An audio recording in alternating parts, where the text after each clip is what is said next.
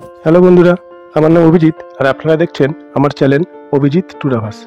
আজকে আমি এসেছি দীঘা স্টেশনে, আর এই দীঘা স্টেশন থেকেই আমি যাব সাঁতরাগাছি পর্যন্ত লোকাল ট্রেনে করে। স্টেশনে টিকিট কাটতে এসে দেখি টিকিটের জন্য লম্বা লাইন পড়েছে সকাল থেকেই। তাই আমরা এই টিকিটের লাইনে বেশিক্ষণ না দাঁড়িয়ে ইউটিএস মেশিন থেকে টিকিট কেটে যাত্রা শুরু করবো বলে এগিয়ে গেলাম ট্রেন ধরার জন্য।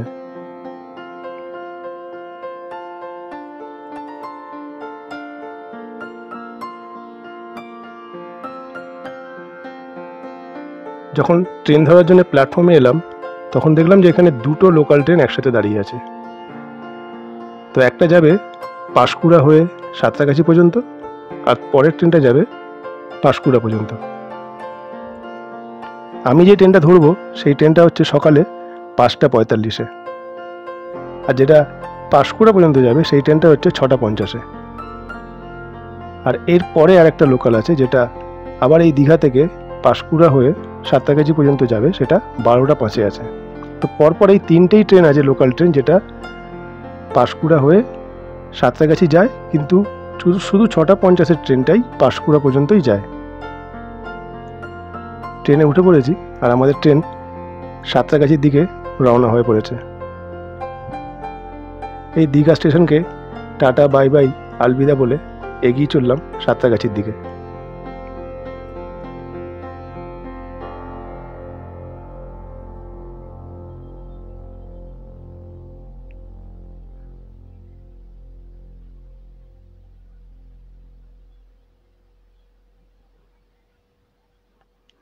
এই দীঘা আমি অনেকবার এসেছি, বেশিরভাগ সময় এক্সপ্রেস ট্রেনে এসেছি। দেখুন লোকাল ট্রেনে খুব একটা ভিড় হয়নি। আপনারা এলে এখান থেকে সকালে প্রত্যেকেই সিট পেয়ে যাবেন, এবং ম্যাক্সিমাম সিট ফাঁকাই পড়ে আছে। তবে আমি বলবো আপনারা সামনের দিকে এগিয়ে এসেই এই ট্রেনটা ধরবেন, কারণ যত পেছন দিকে ধরবেন তত ভিড় বেশি পাবেন, হয়তো সিট নাও পেতে পারেন।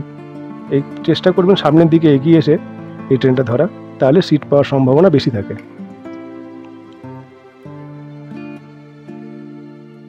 আমরা এসে গেলাম প্রথম স্টেশন দীঘার পরবর্তী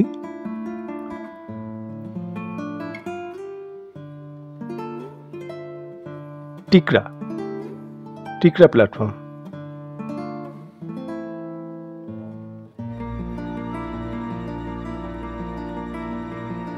দীঘা আমাদের বাঙালিদের একটা ঘরের মতো হয়ে গেছে।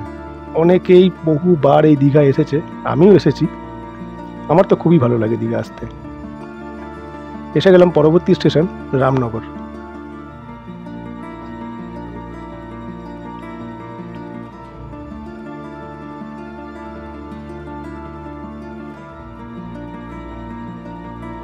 তবে আমি যখন আগের দিনে সকালে যখন আমি লোকাল ট্রেন ধরে সাঁতরাগাছি থেকে দীঘা এসেছিলাম,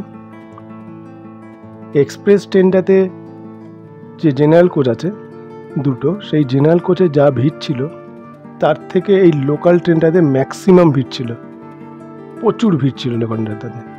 মানে এরকমও হয়েছে যে গরমে এই লোকাল ট্রেনটাতে উঠে অনেক বাচ্চা আছে যারা বমিও করে ফেলেছে, এত গরমের মধ্যে এত ভিড় ছিল ট্রেনটাতে।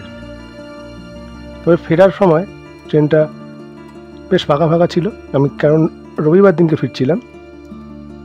আর যেহেতু ট্রেনটা অনেকটা সকালে ছিল 5:45-এ, সেহেতু আমি মোটামুটি সিট পেয়ে গেছিলাম, এবং বেশ ঠান্ডা ঠান্ডা ওয়েদারে মেঘাচ্ছন্ন পরিবেশ ছিল। তার মধ্যে দিয়ে আমরা ফিরে গেছি, এবং খুব একটা কষ্ট হয়নি যেটা আসার সময় হয়েছিল।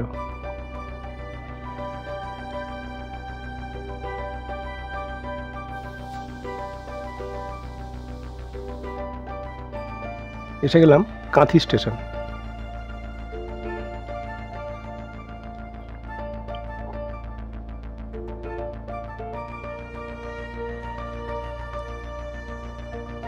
এই দুদিকে সবুজের মাঝখান দিয়ে ট্রেনটা তার বুক চিরে এগিয়ে যায়, দৃশ্যটা দেখতে খুবই সুন্দর লাগে।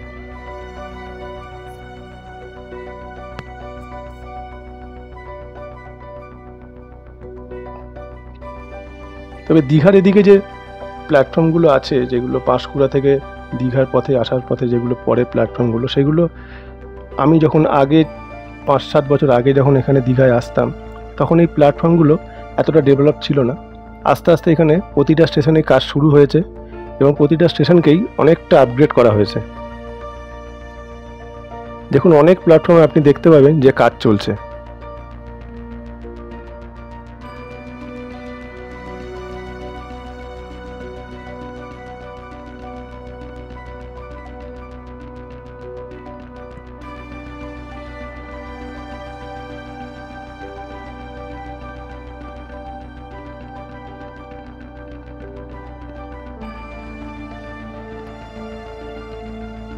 দেখতে দেখতে এসে গেলাম শহীদ মাতঙ্গিনী স্টেশন।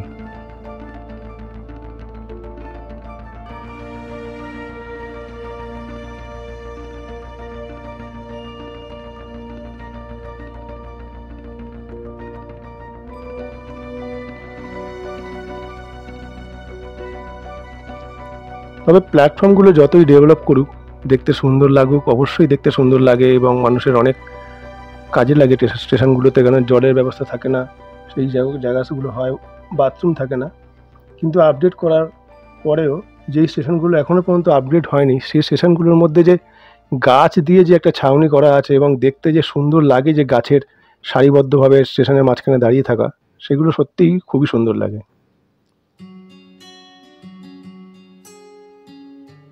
আমাদের ট্রেনটাকে একটু দাঁড় করিয়ে রেখেছে, কারণ আমাদের পাস করে যাচ্ছে হলদিয়া লোকাল।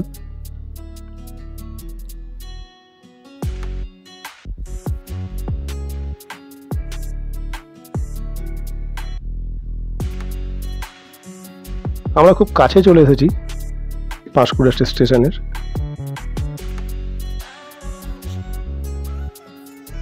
আর ট্রেনটা আমাদের একদম পারফেক্ট টাইমেই ছিল। ঠিক পাঁশকুড়া স্টেশন ঢোকার মুখে আমরা দাঁড়িয়ে আছি। দূর থেকে দেখতে পাচ্ছি একটা এক্সপ্রেস ট্রেন পাঁশকুড়ার দিকে এগিয়ে চলেছে।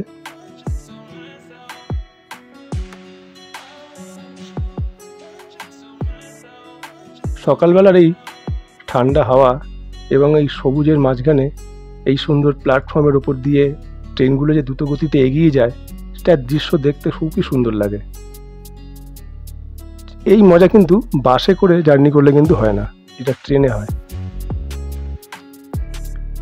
দেখতে দেখতে আমরা এসে পৌঁছে গেলাম পাঁশকুড়া জংশন স্টেশনে। এখানে টাইমিং ছিল 8:15। আমাদের ট্রেনটা একদম পারফেক্ট টাইমেই আছে। এখানে ট্রেনটা কিছুক্ষণ দাঁড়াবে, 15-20 মিনিটের মতো দাঁড়ায়। তারপর এই ট্রেনটাই এখান থেকে আবার যাত্রা শুরু করে সাঁতরাগাছির দিকে।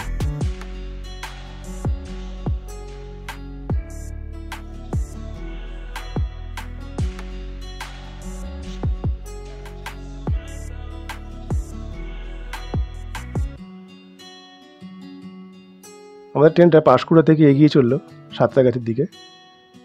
তবে এই ট্রেনটা পাঁশকুড়া থেকে সাঁতরাগাছি পর্যন্ত যাওয়ার সময় কিন্তু গ্যালোপিং লোকাল হয়ে যায়, আর দীঘা থেকে পাঁশকুড়া পর্যন্ত কিন্তু এটা একদম লোকাল ট্রেন থাকে। তাই পাঁশকুড়ার পরে আপনি খুব তাড়াতাড়ি সাঁতরাগাছি পৌঁছে যাবেন, কারণ এই ট্রেনটা ম্যাক্সিমাম স্টপেজে দাঁড়ায় না। এটা ট্রেনটা মাত্র 7টা স্টপেজে দাঁড়ায়। এই লোকাল ট্রেন তার দুর্দান্ত গতিতে এগিয়ে চলছে সাঁতরাগাছির দিকে।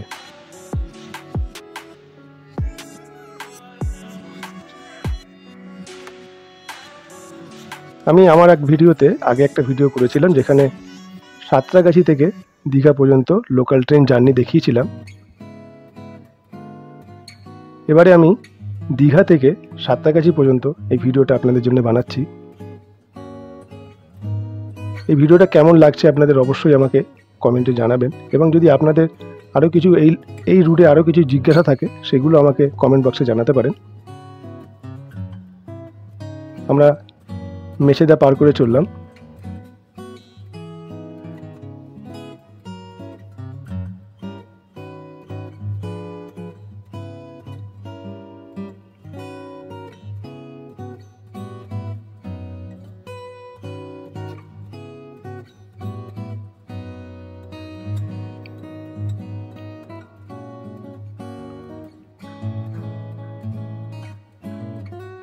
এভাবে দেখুন অনেক স্টেশন এই ট্রেনটা কিন্তু না দাঁড়িয়েই এগিয়ে চলছে।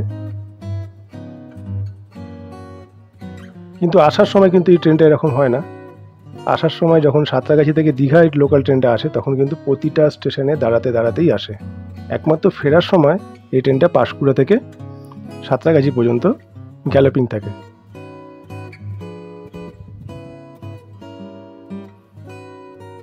আমরা এসে পৌঁছে গেলাম সাঁতরাগাছি স্টেশন। একদম 10টার সময় ট্রেনটা এসে পৌঁছে দিয়েছে আমাদেরকে। এই সাঁতরাগাছির এই চওড়া ফ্লাইওভার দিয়ে আমরা আমাদের এই প্ল্যাটফর্ম থেকে বাইরে বেরিয়ে যাচ্ছি।